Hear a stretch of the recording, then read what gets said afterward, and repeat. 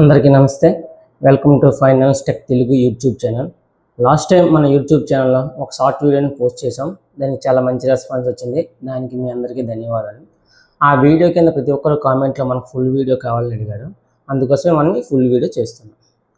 అసలు మొదటగా మనం మాట్లాడుకోవాల్సింది క్రెడిట్ స్కోర్ అంటే ఏమిటి, సిబిల్ అంటే ఏమిటి, రీపేమెంట్ హిస్టరీ అంటే ఏమిటి, క్రెడిట్ రేషియో అంటే ఏమిటి, మొదలైన వాటి కోసం మనం ఇప్పుడు ఈ వీడియోలో తెలుసుకుందాం. ముందుగా క్రెడిట్ స్కోర్ అంటే ఇది ఒక 3 అంకెల నెంబర్. ఇది ఒక వ్యక్తి యొక్క ఆర్థిక విశ్వసనీయతను తెలిపే 3 అంకెల నెంబర్.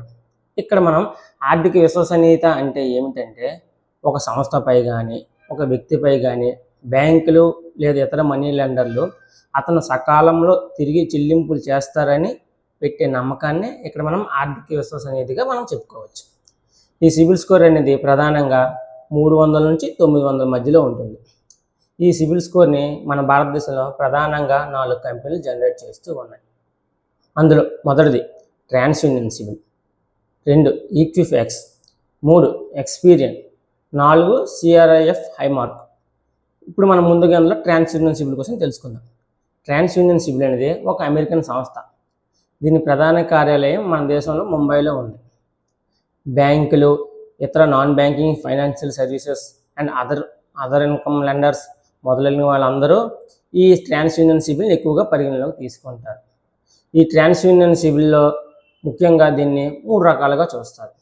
ఒకటి 750 కంటే ఎక్కువ, 2 750 కంటే తక్కువ, 3 650 కంటే తక్కువ. తర్వాత ఈక్విఫాక్స్.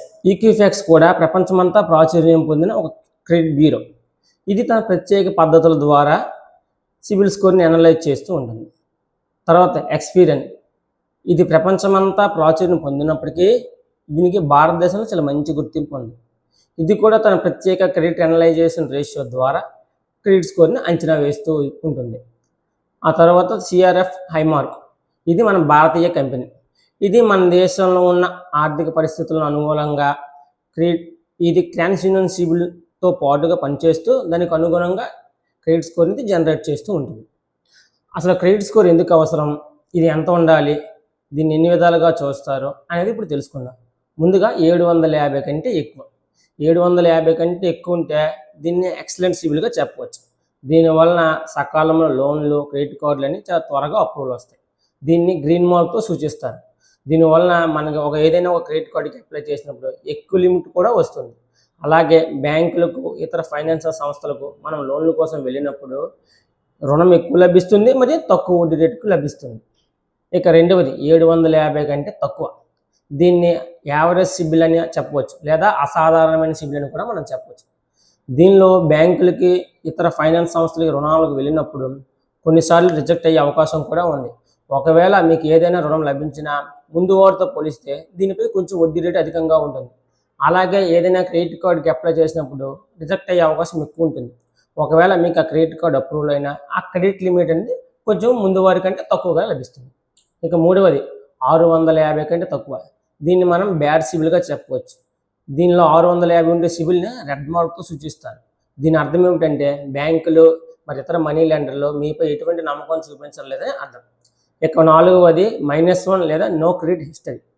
సాధారణంగా చాలామంది వ్యక్తులకి ఆధార్ ప్యాన్తో లింక్ అయినప్పటికీ చాలామంది వ్యక్తులు ఎటువంటి రుణం సదుపాయం పొందరు. కాబట్టి వీరిని -1 కేటగిరీలో చెప్పవచ్చు.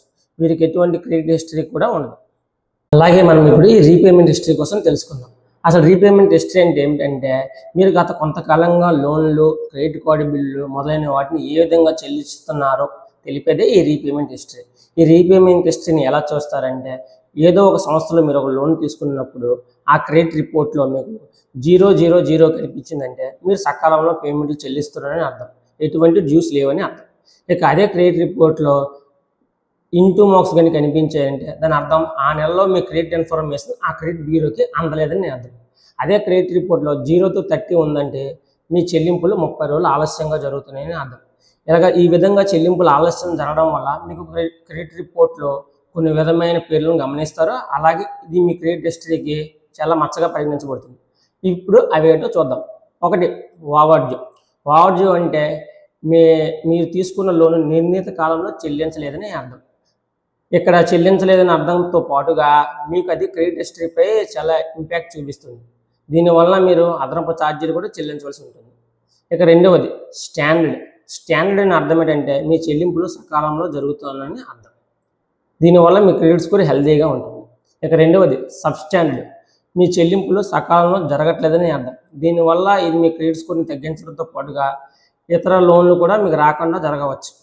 ఇక మూడవది రిటర్న్ ఆఫ్ అంటే ఏమిటంటే మీరు యొక్క అప్పును బ్యాంకు తిరిగి చెల్లించకపోయినప్పుడు బ్యాంకులు మరి మీ నుంచి అవి రికవరీ చేసుకోవాలని గమనించి బ్యాంకులు వాటిని మీకు వాళ్ళ ఖాతా నుంచి తొలగిస్తాయి. వాటి ఖాతా నుంచి తొలగించి మీ క్రెడిట్ రిపోర్ట్లో రిటర్న్ ఆఫ్గా మెన్షన్ చేస్తాయి. దీనివల్ల మీ క్రెడిట్ స్కోర్ చాలా తగ్గిపోతుంది. ప్లస్ ఇది మీ సిబిల్ రిపోర్ట్పై ప్రతికూల ప్రభావం కూడా చూపుతుంది. తర్వాత సూట్ ఫైల్, బ్యాంక్ లోన్ వారు మీ దగ్గర లోన్ రికవరీ కోసం వచ్చినప్పుడు మీరు తిరిగి రీపేమెంట్ చేయలేకపోవడం వల్ల బ్యాంక్ వారు కోర్టును ఆశ్రయించి మీ మీద కోర్టులో కేసు ఫైల్ చేస్తారు. దీన్నే సూట్ ఫైల్గా చెప్తారు. సాధారణంగా సూట్ ఫైల్లో కానీ మీ యొక్క సిబిల్ రిపోర్ట్లో కనిపిస్తే మీరు తరువాత ఎటువంటి లోన్స్కి అర్హులు కాదు. తర్వాత విల్ఫుల్ డిఫాల్ట్ అర్థం ఏంటంటే కొందరు ఉద్దేశపూర్వకంగా వారి దగ్గర చెల్లించడానికి డబ్బులు ఉన్నప్పటికీ తిరిగి చెల్లించరు. దీన్నే విల్ఫుల్ డిఫాల్ట్గా చెప్పవచ్చు. తర్వాత ఆన్ డిమాండ్ అని మీ యొక్క క్రెడిట్ రిపోర్ట్లు వచ్చిందంటే బ్యాంకులు మీరు ఎప్పటికైనా తిరిగి చెల్లించాలి, వారు అడిగిన వెంటనే తిరిగి చెల్లించాలని అర్థం. ఇక తర్వాత సెటిల్మెంట్ అనే అర్థం ఏంటంటే మీరు ఒక బ్యాంకులో రుణం తీసుకున్నప్పుడు మీరు దాన్ని సరిగ్గా కట్టలేక బ్యాంకర్స్ మీ దగ్గర కొంత అమౌంట్కు సెటిల్మెంట్ చేసుకోవడానికి వస్తారు. ఆ సెటిల్మెంట్ చేసి అమౌంట్ మీరు లోన్ క్లోజ్ చేసినప్పుడు వారి యొక్క మీ క్రెడిట్ హిస్టరీలో సెటిల్మెంట్గా మెన్షన్ చేస్తారు. ఇది కూడా మీ సిబిల్ రిపోర్ట్కి చాలా పెద్ద మచ్చగా మారుతుంది. తర్వాత ఫోర్క్లోజర్ అంటే అర్థం ఏమిటంటే మీరు తీసుకున్న లోను గడువు తేదీ కంటే ముందుగానే ఆ లోన్ని క్లోజ్ చేయడం. దీన్నే ఫోర్క్లోజర్గా చెప్పవచ్చు. తర్వాత ఎల్ఎస్ఎస్ అంటే లెండర్ సెటిల్ స్టేటస్గా చెప్పవచ్చు. దీని అర్థం ఏంటంటే లోన్ చెల్లించిన మొత్తం కంటే మీ యొక్క రుణదాతను సంప్రదించి కొంత తక్కువ మొత్తంలో చెల్లించి ఆ లోన్ని క్లోజ్ చేయడం.